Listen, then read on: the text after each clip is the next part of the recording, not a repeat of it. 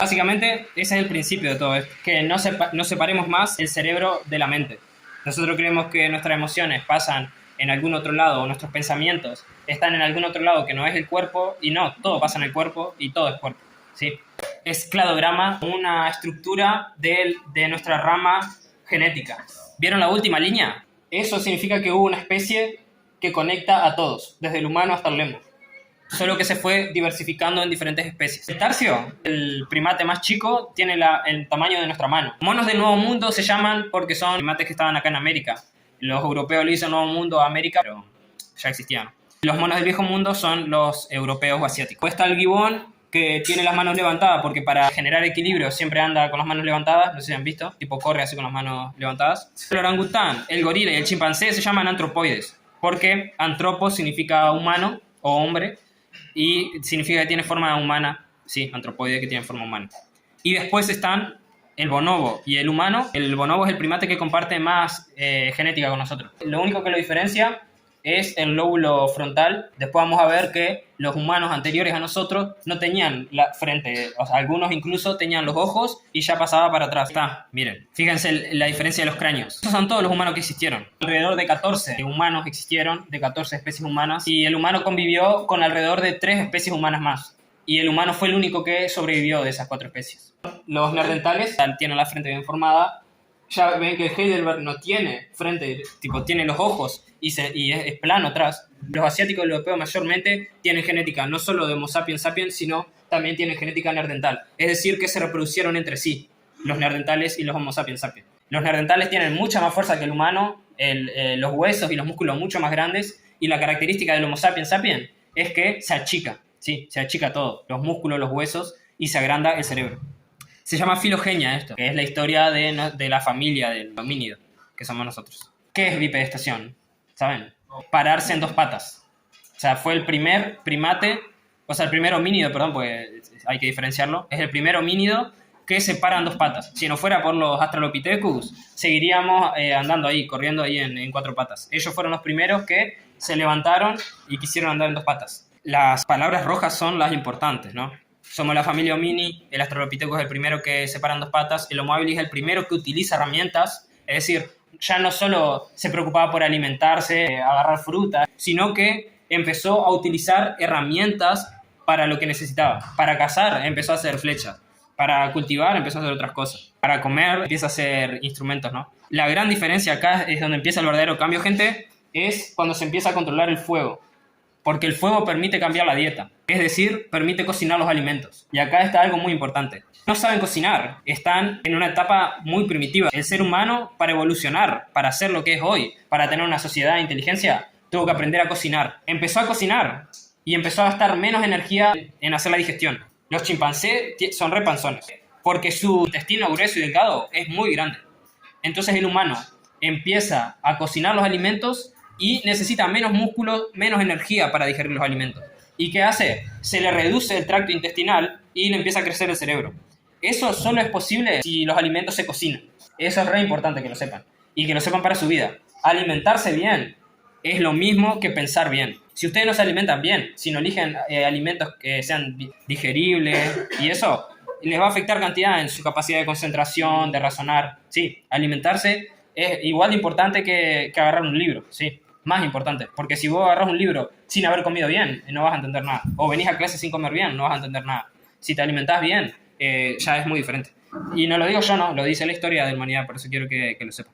La diferencia entre el Homo sapiens y el Homo sapiens sapiens es que el Homo sapiens es el humano que sabe, ¿sí?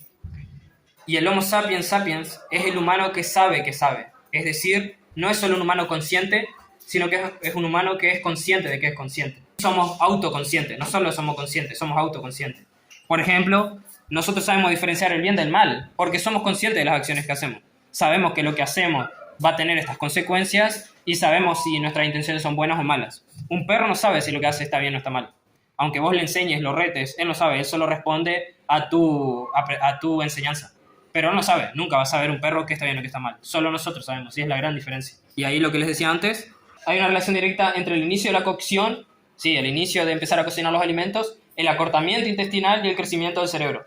Tanto un intestino largo como un cerebro grande consumen mucha energía. Es difícil tener ambos. Al acortar el intestino y reducir el consumo de energía, la cocción por azar abrió el camino para el enorme cerebro de Neandertales y Sapiens. Sí, acá se puede ver en 6 millones de años que hizo esto. En 2 millones de años llegamos a tener ese cerebro. Miren lo chiquito que era antes y cómo quedó ahora. Hacemos la primera pausa por acá. Traten de ser creativos ahí. Escriban mínimo 10 renglones. Sí. Esta parte acá es la frente de ustedes. Y acá, en el vacío este, está su nariz y su boca. Esto en todos los mamíferos. Los humanos son más complejos, como ven acá a la derecha, tenemos más zonas. Pero estos son todos los animales. Acá tenemos la función ejecutiva, es decir, de ejecutar los movimientos. ¿Sí? Si ustedes se dañan esta parte del cerebro, si se les daña el cráneo toca el cerebro, se pega muy fuerte acá, van a poder, por ejemplo, pueden empezar a caminar mal, a hablar mal, cualquier acción, hacerla de forma extraña, incorrecta. ¿Por qué? Porque acá está la función ejecutiva, donde ustedes le dicen a su cuerpo, hace esto. Yo ahora a mi cuerpo le estoy diciendo mover el brazo, le estoy diciendo mover la boca, y se puede empezar a mover raro todo. Si se pegan acá, no. Si se dañan esta parte de arriba, les puede afectar el tacto, el sabor, la temperatura, ¿sí? Si se dañan acá atrás, le va a afectar la vista. Y si se daña en esta parte interna del oído, imagínense todo por dentro, se pueden dañar la memoria, el lenguaje es muy complejo, entonces otras partes del cerebro también lo afectan igual, y la audición. Y esta parte de acá atrás es la de la coordinación y el equilibrio. Como saben, si ustedes se pegan acá atrás, pueden desmayarse incluso, pero pueden perder la estabilidad y todo si se pegan acá. Abajo del cráneo es firme y abajo usted tiene más blando. Bueno, ahí donde tiene más blando es el cerebelo. El tronco encefálico es la conexión que hay entre su cerebro y la médula espinal. Ahí es donde se controlan todas las acciones que ustedes no controlan, básicamente, que son la respiración, la frecuencia cardíaca, la presión, todas esas cosas que ustedes no son conscientes y no controlan, vienen del tronco encefálico. Las emociones vienen de todo el cuerpo, hacia la corteza, de todos lados. Principalmente el intestino es el principal regulador de sus emociones. Ustedes, las emociones que sienten vienen primero de acá y después suben. Pero son unidireccionales. ¿Eso qué quiere decir? Que es muy fácil que las emociones salgan de ustedes, pero es muy difícil controlar las emociones. Sí, las emociones no se controlan, las emociones se viven porque el cuerpo es el escenario. Entonces, la corteza no tiene forma de controlar, de hacer este movimiento opuesto. Tiene, pero en breves ocasiones. Como nosotros tenemos la capacidad de no controlar nuestras emociones, pero sí dejarlas de estar. A veces hay cosas que nos enojan y nosotros tenemos la capacidad de sentir la ira en nuestro cuerpo y no expresarla del todo. Y la dejamos de estar a la ira. Y así con todo, ¿no? Por ejemplo, una cosa que es muy difícil de controlar es la risa. Para mí la risa es un ejemplo claro de que viene de tu cuerpo, pero vos sabés que no podés reír en ciertas situaciones y te reís igual. El Homo sapiens sapiens, para hablar en los términos ahí de la clase, tiene muchas más divisiones que los demás animales. Entonces, el lóbulo límbico sería propiamente donde están nuestras emociones, donde se regulan las emociones, digamos.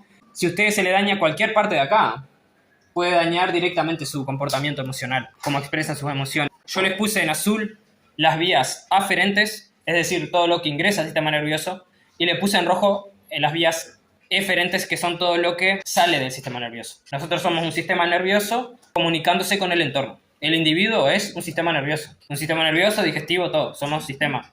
Pero más que nada sistema nervioso porque ahí reside en el sistema nervioso nuestros procesos electroquímicos, que son los que de verdad determinan nuestro comportamiento. Si ustedes no tienen electricidad en su cuerpo, no tienen vida. SN es sistema nervioso, ¿sí? Todo lo que capturamos del entorno serían las vías aferentes. Que las vías aferentes son los sentidos. Ustedes se comunican con el entorno a través de los sentidos.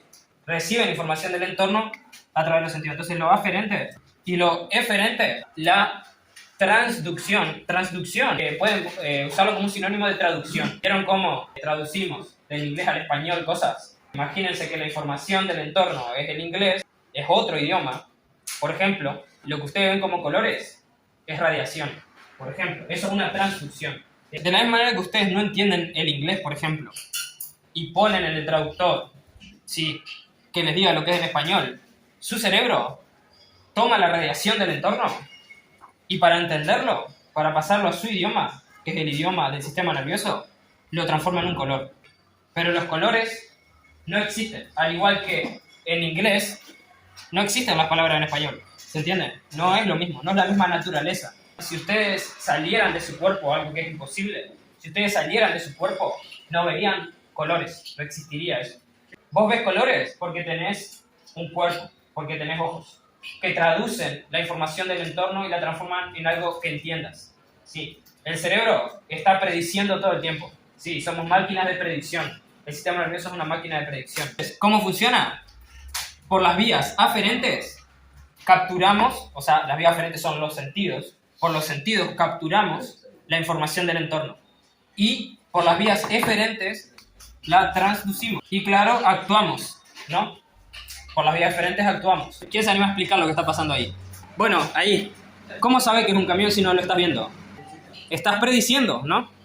Estamos prediciendo que el sonido que escuchamos es lo más parecido a un camión. Y no es parecido a un auto, ni parecido a un avión. Estamos prediciendo todo el tiempo. Pero capaz salís y no era un camión, ni era una máquina. El humano tiende a predecir la realidad acorde a sus experiencias. Si vos nunca escuchaste ese sonido, no tenés ni idea de qué está pasando. Podés creer que es un ovni igual. ¿Quién puede decir lo que está pasando ahí en el esquemita de la pantalla? ¿Tu cuerpo reacciona y vos controlás eso? No. Lo hace nomás, ¿no? Tu cuerpo lo hace. Es un reflejo, como dice ahí. Es un reflejo. Entonces, ese reflejo que para nosotros es automático, si ustedes se detienen a pensar, todo el proceso es esto. Ustedes sienten un estímulo, que es el fuego. Una neurona aferente, es decir, una neurona que está capturando esa información. En este caso, ¿qué sentido es? El tacto le envía información al sistema nervioso central, que nosotros tenemos sistema nervioso central y periférico. El central es el cerebro y la médula, y el periférico es todo lo que lo rodea. Le envía información al sistema nervioso central que no llega directamente a nuestra conciencia, sino que se detiene antes en una neurona que ya sabe que el fuego le hace mal al cuerpo.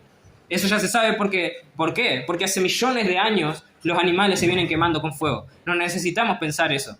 Ya sabe el sistema nervioso porque, como vieron, hace millones de años aprendimos estas cosas y pasan automáticamente. ¿Qué hace? Esa interneurona le comunica a una neurona aferente que salga de ahí. Entonces, nuestra mano se retira sin que nosotros lo pensemos. Es un acto reflejo. Ellos modificaron sus reflejos. Es otra cosa que se puede hacer. Por ejemplo, los soldados se forman para modificar sus reflejos. Tienen que tener las partes del cuerpo firmes para disparar, por ejemplo. Pueden tener titubeos, etc. Y eso vos lo vas entrenando bajo un entrenamiento riguroso y en contra de la naturaleza. Tenés que ir contra la naturaleza. Ellos, los indios, van en contra de la naturaleza porque lo propio de la naturaleza de cualquier animal es alejarse del fuego. Ningún animal se va a meter en el fuego. Todo lo que está pasando funciona así. Vos recibís la información, por ejemplo, en tu ojo, y esto sucede en milésimas de segundo. Yo quiero poner la palabra recreo. Entonces yo, cuando pongo la palabra recreo, miro el teclado, miro las letras y ya sé dónde tengo que escribir. Y eso son millones de neuronas que captaron todas las teclas que hay, todos los colores, los transformaron en los colores que estoy viendo, que son blanco y negro, y le están enviando información a cada uno de mis músculos para que teclee. Sí, eso pasa por todas esas vías. La vía aferente capta, o sensitiva, capta, le envía información a la médula espinal, y la vía eferente o motora es la que efectúa el movimiento. Quiero que me den ejemplos de este proceso. Llegaste al primero nomás, el sensitivo. Sentiste el dolor. ¿Qué pasa después? ¿Lo procesás? ¿Cómo lo procesás? Primero, ¿qué sentido procesa ese dolor? Tacto, bien. ¿Y a dónde envía la información el tacto? Al sistema nervioso central, que es el cerebro es una parte del sistema nervioso central. Y después, vos que dijiste que grite, ¿no? Que grite, claro. Y en el medio hay un proceso mucho más complejo que es el lenguaje. Somos de los pocos que puede transformar sus emociones o sus sensaciones en palabras.